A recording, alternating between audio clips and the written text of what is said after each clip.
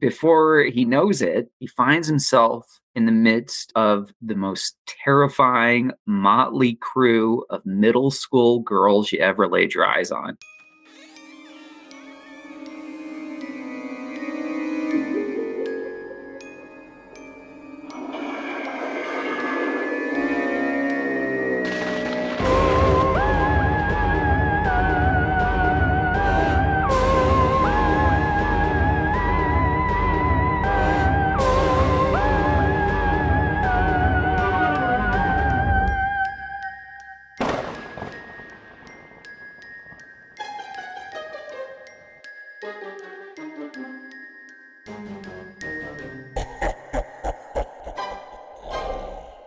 This is We Bleed Orange and Black, the podcast for Halloween and horror lovers. Join us as we interview creators, discuss our favorite horrors, and share original spooky stories. I'm Jeff C. Carter, and this week we're talking with author Michael Jess Alexander. Michael Jess Alexander is a writer in Newcastle, Wyoming. Indies Today declared his debut collection, Boarded Windows, Dead Leaves, to be the best independent horror book of 2020. His follow-up, Conjure Darkness, 6 Macabre Tales, won the same award for 2022. Michael teaches high school English and enjoys all things spooky, a passion his daughters encourage and his wife tolerates. So Michael, tell us a bit about yourself. Where did you grow up and how'd you get started on this road to horror? I'm originally from Utah. And actually, just recently, I passed the milestone. I've lived in Wyoming longer than I lived in Utah. Oh, it's flipped. You're officially a Wyoming. Exactly. Yeah. You feel it in your bones. Is that the noun for Wyoming resident? Wyomingite. Wyomingite? Yeah, at least that's what I've heard. So I grew up in Utah and came here right out of Utah. Have been here ever since. But as far as my path towards horror, I've been a fan ever since I can remember. My mom and my uncle are both really big into horror, and so they kind of pushed that fandom on to me, and I was exposed to horror literature and scary movies at a young age and just fell immediate in love. It was really 80s horror that really kindled my love of the genre. Possibly the best decade for horror? Oh yeah. Gosh, it's an indelible memory seeing my first Freddy Krueger movie, and I probably shouldn't have at the age that I did. Same, twinsies. Yeah. So you can relate. Yeah, plenty of sleepless nights due to that. But I couldn't shake it. I was just so interested, and I just kept dipping back into that well. The word you're looking for is trauma. I think subconsciously I'm avoiding that word. Yeah, subconsciously you're avoiding a lot of things, but, let's be real. Actually, it's more of a family affair, even more than that. Come on, kids, we're all going to watch Nightmare on Elm Street. This is the part where they burn Freddy Krueger. Right. I spent a lot of time with my paternal grandmother growing up. Me and my younger brother used to spend the weekends at her house. And, lovely, lovely woman. She wasn't always keeping close eye, and she liked to spoil us. So I'm of the age that the really big thing to do on the weekends was to go to the video store and peruse the really awesome cover art of the movies that they had. And she would let us rent just whatever we sparked an interest to. And we went into our room and watched it, and she was none the wiser. So there are video box covers that are burned into my mind. Yes. Of I Spit on Your Grave. Things that I walk past a billion times, but never rented or never could rent. In the intervening years, I have since gone back and ticked off some of those titles. Are there any for you? Any white whales out there? Oh gosh, yeah, there probably are. One that comes immediately to mind. I can't think of the director's name, but there was one called The Boogeyman. And I believe it was some brick apartment building on the cover, and you had the vantage point of the killer, and you see some young lady through the curtains. I remember being intrigued by that. When you were a child, did they warn you about the boogeyman? You're not going to scare me. The Boogeyman. Rated R. How did you carry that early fascination into writing? I was quite a bookworm when I was a kid. In fact, I used to have 20/20 vision, and my voracious reading helped exacerbate my bad eyesight. But I, of course, read the Goosebumps series, but I also remember encountering more classical horror literature. So I had a teacher that had us read some Edgar Allan Poe, and that was a really important, formative experience. I remember reading Alfred Hitchcock anthologies, and that had a big influence as well. I have an Alfred Hitchcock collection on my bookshelf. It's called Monster Museum. Oh, and cool. You know, I must have reread it 1,000 times. It is the color of old cheese. Yes. And When I look back at the table of contents, I'm like, oh, shit. this is like my DNA as a writer. Like every story in here became a morbid fascination for decades to come. Now, if I could jump forward a bit, as a high school English teacher, I was curious if you think that Dividing line or that membrane between watching horror movies and reading horror is fundamentally different. Because obviously, as a kid, even before you can read, you can watch Nightmare on Elm Street, right? Like Yes. you get shocked and horrified and traumatized.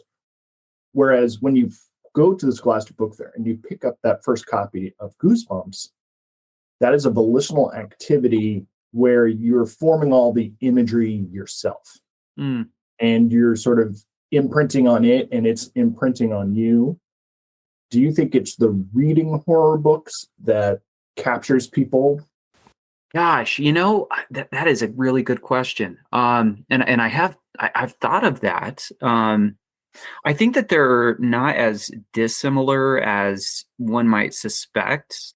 Immediately in the moment when you're watching a film, it's not as collaborative as reading is, obviously. But if you watch a really imaginative horror film, I mean, at least personally speaking, when I watched Nightmare on Elm Street, I would imagine myself participating in a story similar to that. And I would kind of play with the narrative somewhat in the same fashion that you do when you read a book. it's probably a false dichotomy, and I wasn't trying to say, either or, but I imagine that there are movies that just lay it all out there and don't leave any questions unanswered, whereas by design or by accident, weird Italian movies have lots of hanging threads that your mind keeps picking at.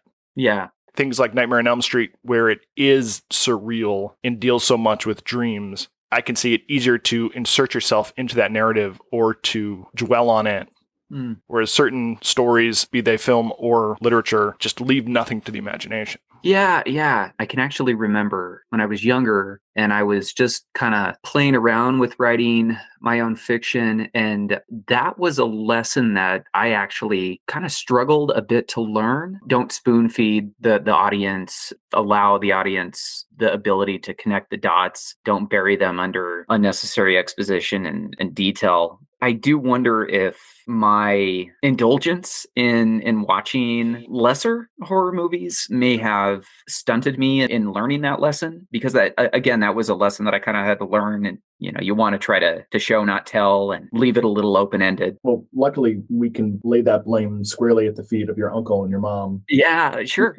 Curated your horror. No, I mean, I think As a child, if it's all too vague and open and surreal, you're just going to bounce off of it. I remember when my parents realized that my sister and I really liked horror, they showed us Psycho and they showed us The Birds. and they're like, Buckle in, bitches, because you're about to have your mind fucking blown. How do you do? My name is Alfred Hitchcock, and I would like to tell you about my forthcoming lecture. It is about the birds and their age-long relationship with man. In my lecture, I hope to make you all aware of our good friends, the birds. Theirs is a noble history, and through it all, man has played a conspicuous part. And we sat there with stank faces on, and we're like, the birds is stupid. They never tell you why the birds attack. And Psycho is just one mummy in an attic. Like, give me a break. Yeah. And it wasn't until I went to film school and took horror film analysis and got to watch those movies again and re-experience them and be like, Wow, Alfred Hitchcock kind of knew what he was doing, huh? Yeah. Another really good example would be Night of the Living Dead, right? Mm. What's causing the dead to rise? It's never explicitly answered, and that really lends to the power of that film. How do you wield that scalpel between what is unexplained and what is poorly set up? Yeah, that it is a double-edged sword for sure. I think above all, you need to have an intriguing kernel of an idea, something that I think it's hard to define, but I think you know it when you encounter it. I get you. Obviously, every work is subjective. The audience or the reader brings whatever baggage they have to a piece. I remember raving about the movie Fargo, and one of my best friends was like, no, that movie's stupid. Oh, yeah, I feel your And frustration.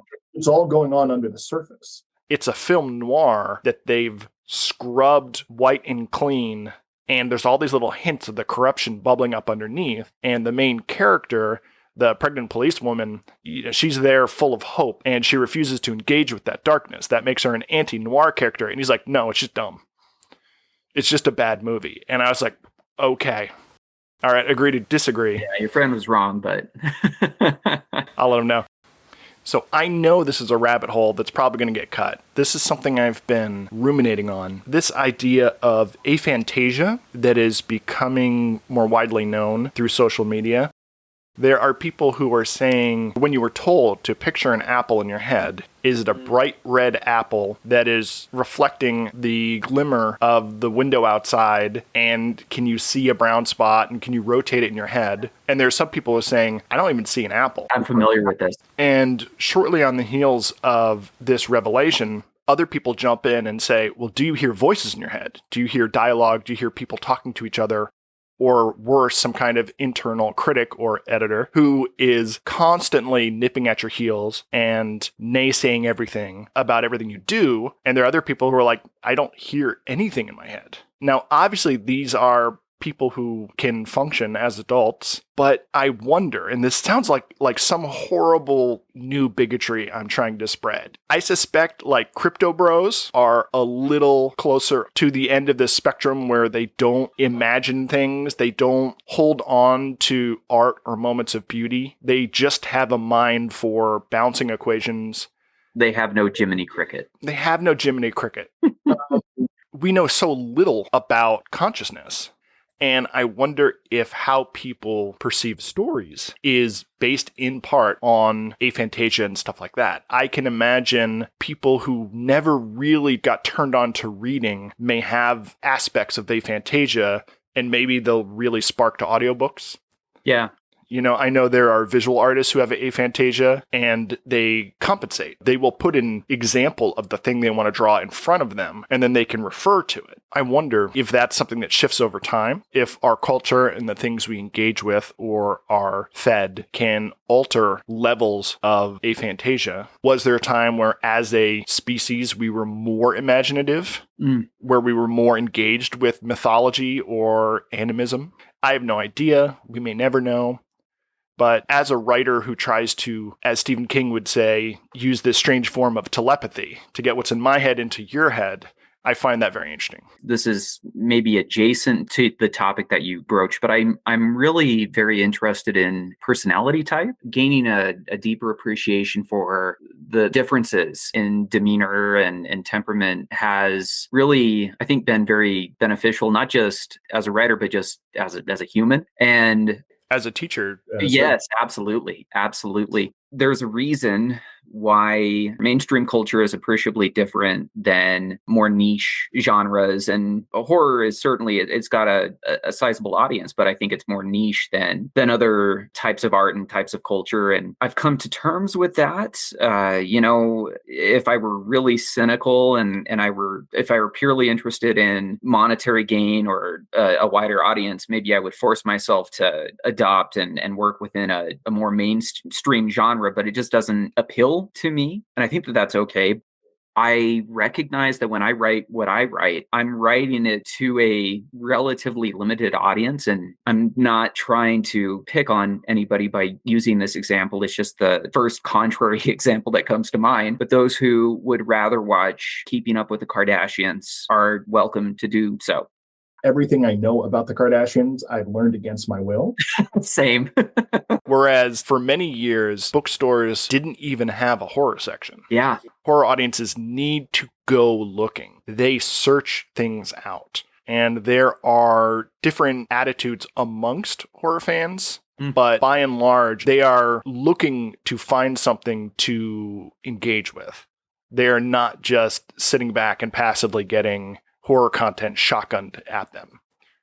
So how did horror and writing eventually work its way into pursuing a teaching career?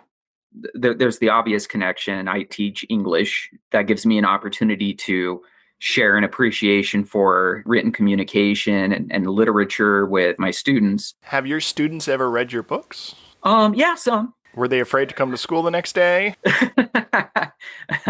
I do try to stay somewhat clear of the really extreme stuff. I don't tend to include much, if any, swearing and there's like really no sexuality in my writing. It's about as PG-13 as you could get, I would say. So I don't worry too much about that.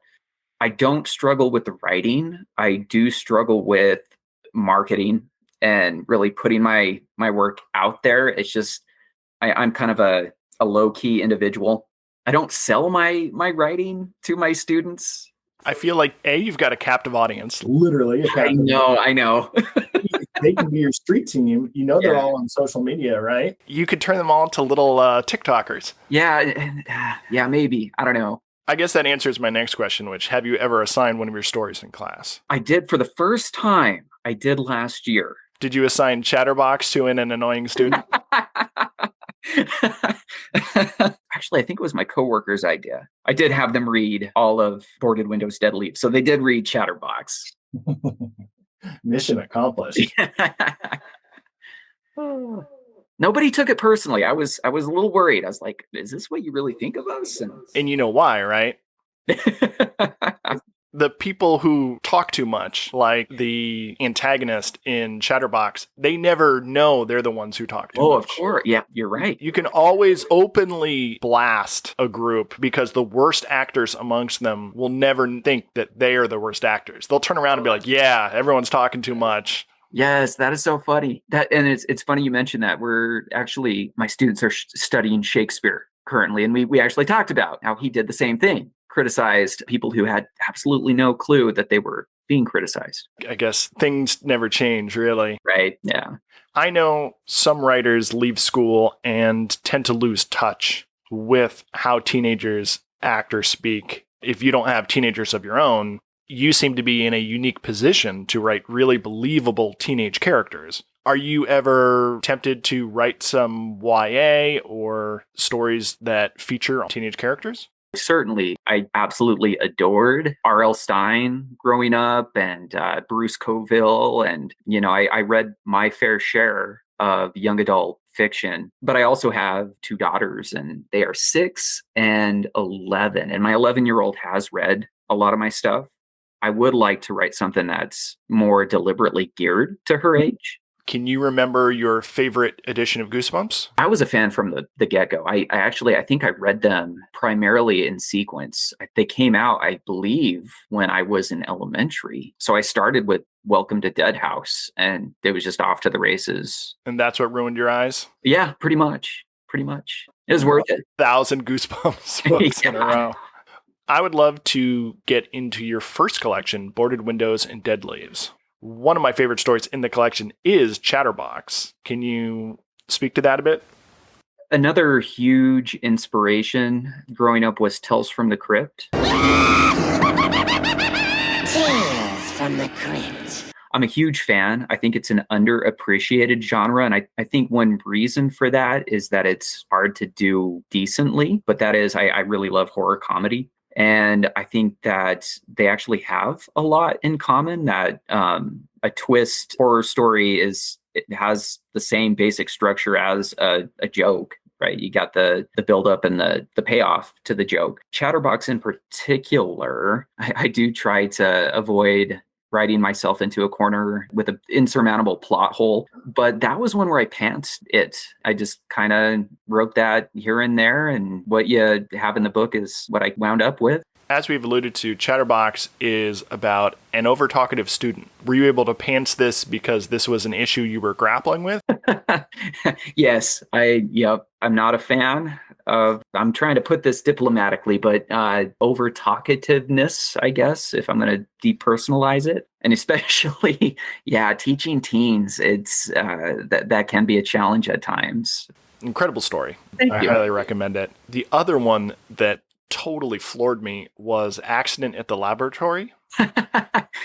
That's another one that I totally pantsed too. Okay, can I spoil that one? Sure.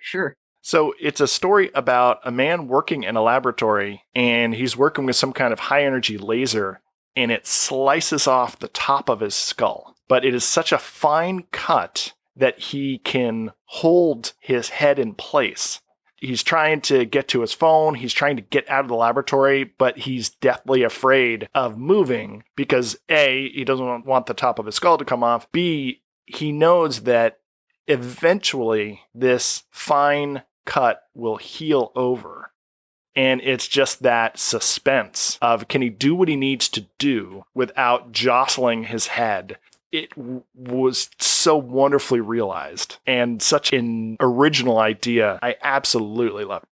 I didn't think I had laser phobia, but it really hit a nerve. Yeah. Cool.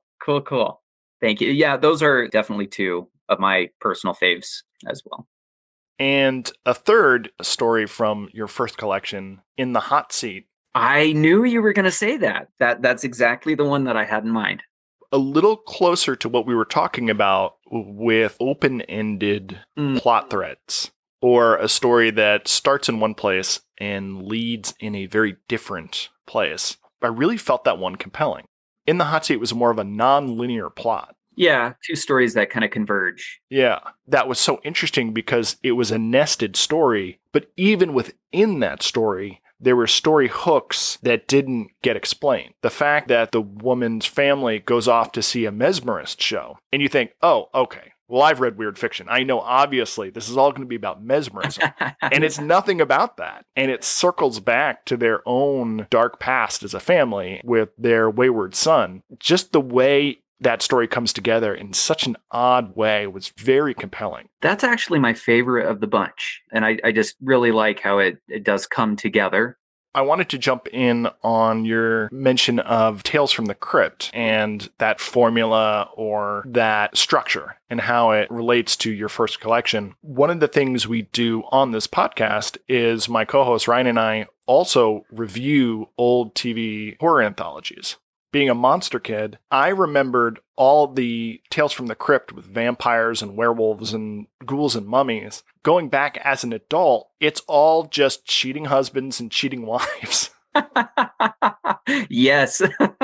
There's many an ironic comeuppance. Yeah. But It also feels like morality plays. Yes. And I wonder if the morality play also shares that structure of the joke. Yeah. Because your character is a fool, a lustful, prideful, or greedy person, and then they get their comeuppance. No, I'd agree. Those definite structures like that, they're relatively simple that you can kind of play with. And it makes sense for your first collection because I see that same thing mirrored in my own stuff. When you're trying to write a short story that's 1,000 words or under, you need that bump.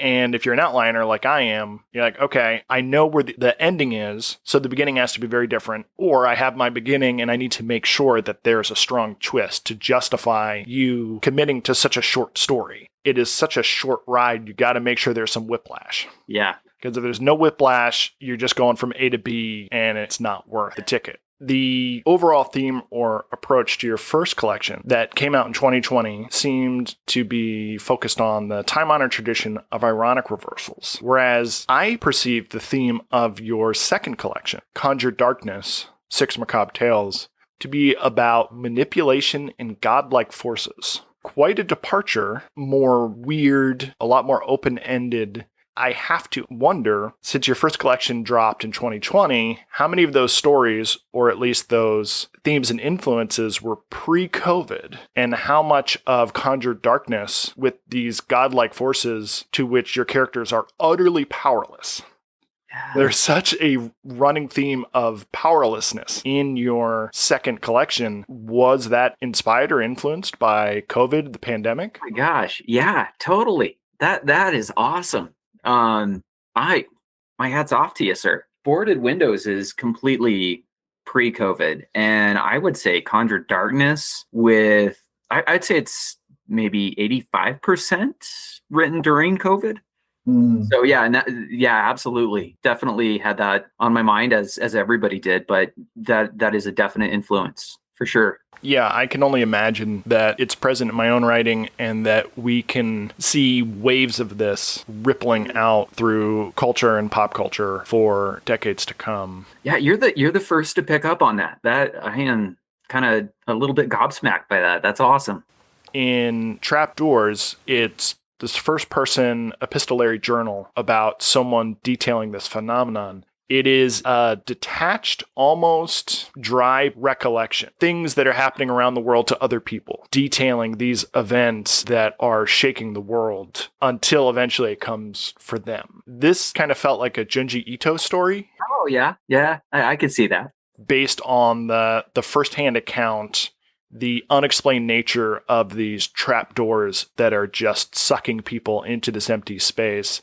There is fear, there's rumors, there are scientists who are looking into it, but even though the scientists are exploring this, they never deliver any answers. And that has that sort of Junji Ito arm's length perspective to me. We look at how this horror transfixes society at large.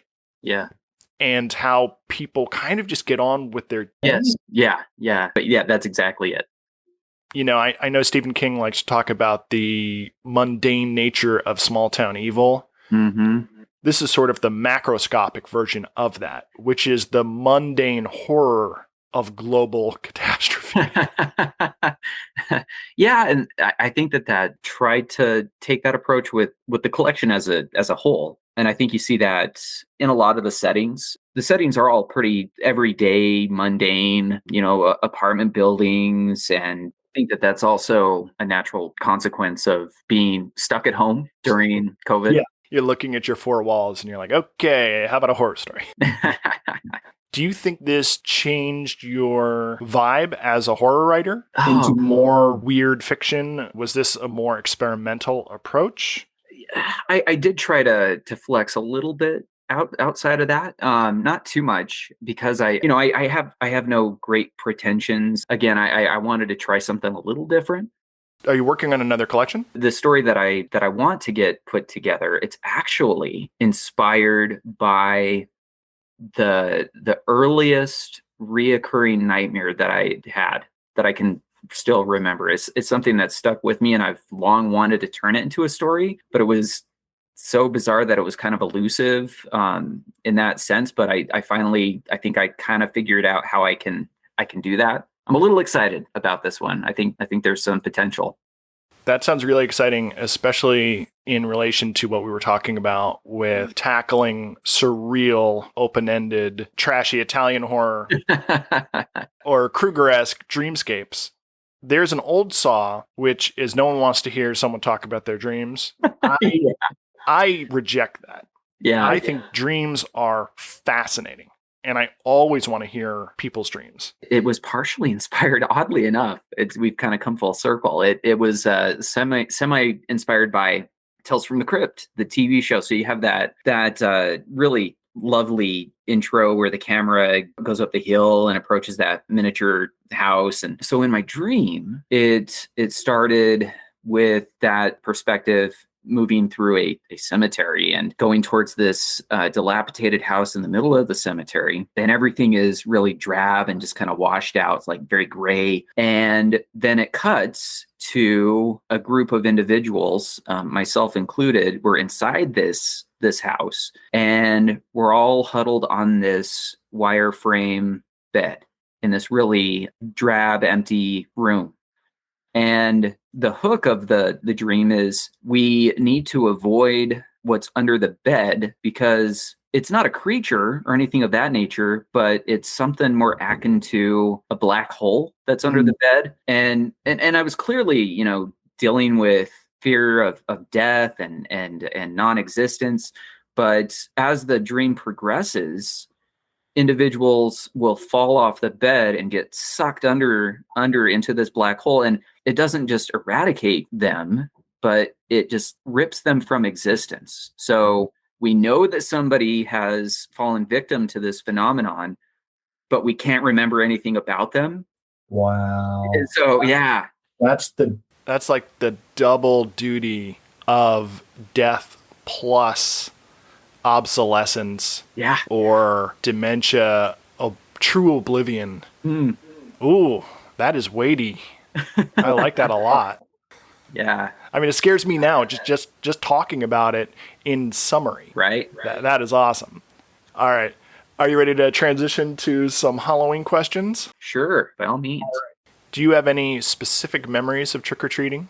Do you up for a story? Mhm. Okay. So I share this with my students every year. So one of the really formative experiences from when I was a kid was my first Halloween without adult supervision. And I think it was, I don't remember the exact grade. It was in elementary, but me and my best friend, Jason, we were super, super excited at the prospect of being able to go trick-or-treating without our parents. And it was on a school day. The school was regular. It kind of blew by. And then we ran home, threw on our costumes, and we set out on this adventure. We really went at it hard. It wasn't too long before we both realized we were in a neighborhood that we'd never set foot in. And we had pillowcases just chock full of candy. And we're walking along, and I get this feeling, like kind of a spidey sense that something bad is about to happen. So I plant my feet and I kind of observe the surroundings. And my friend, he picks up on no such vibes, and he just continues along his merry way. And before he knows it, he finds himself in the midst of the most terrifying motley crew of middle school girls you ever laid your eyes on. Okay. And they're up to no good.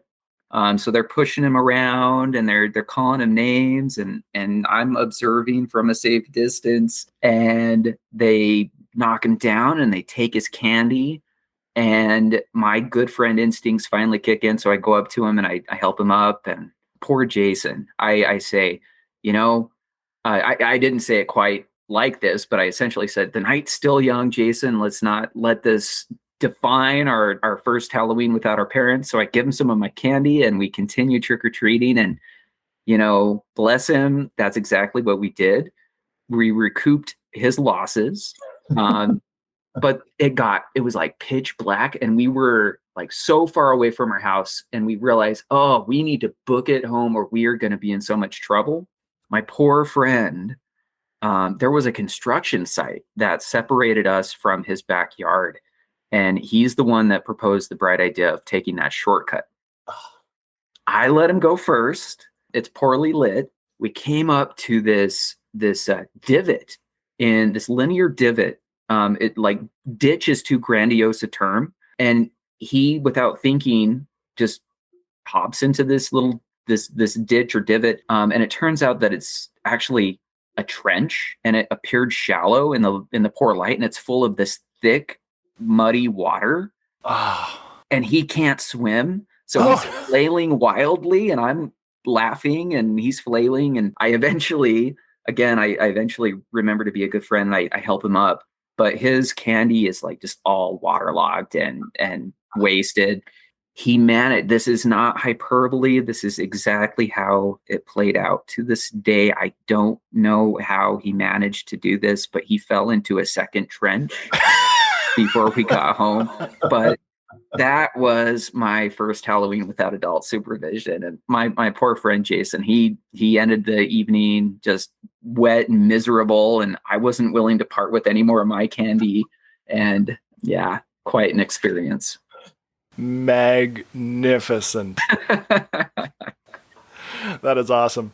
So where can our listeners find more of your stuff? I do have an author page. It's Michael Jess Alexander at WordPress.com. My books are on Amazon, and I've got an Instagram and a Twitter and all that jazz. So I'm not hard to find. Well, thank you so much for coming on the show. This was a blast. Yeah, thank you. I really enjoyed it as well. Subscribe and follow the show. Links are in the show notes. You can find Ryan at 20th Century RG with the number 20 on YouTube, and you can find me at jeffccarter.com and hit the link to pick up my collection, We Bleed Orange and Black, 31 fun-sized tales for Halloween. Until next time, stay spooktacular.